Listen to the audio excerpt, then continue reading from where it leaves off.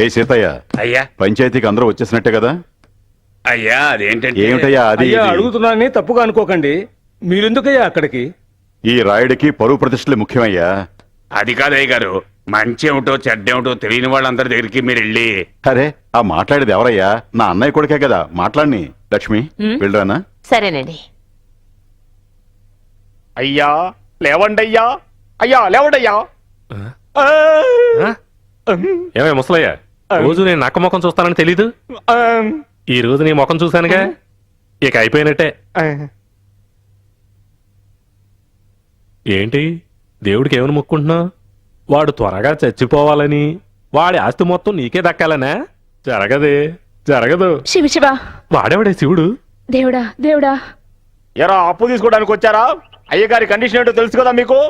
అయ్యగారి దగ్గర డబ్బులు తీసుకోవడం ముఖ్యం కాదు, కానీ తర్వాత నెలలో అదే తేదీలో వడ్డీ తప్పకుండా ఇవ్వాలి. ఏంట్రా, డబ్బు కోసమా? అవునయ్యా. గాడిద కొడకల్లారా, నా దగ్గర డబ్బు తీసుకుంటే బాగుపడతారా? సరే, ఎంత కావాలి? 500 అండి. అరే ఛీ! అయ్యో, వెళ్ళిపోండి ఇక్కడి నుంచి.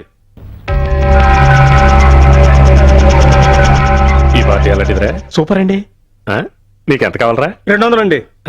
500 ఉంచుకో, ఇంకా కావాలంటే మళ్ళీ రండి, సిగ్గుపడకండి. నమస్కారం అయ్యా. ఏట్రా నువ్వు అక్కడ వచ్చావు? మీ ఆవిడేది?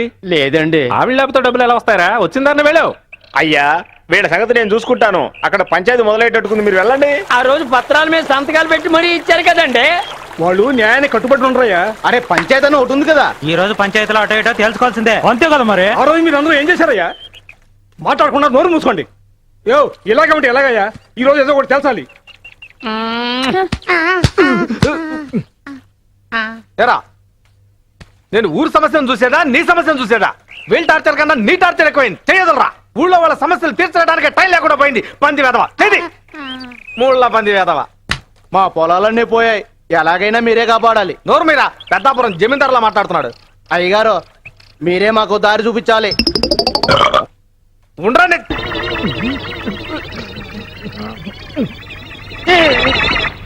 ఎవర్రా ఏదో పని చేసింది? ఓట్రా పో. అయ్యో గబ్బు తట్టుకోలేకపోతున్నానే. పోరావతలకి.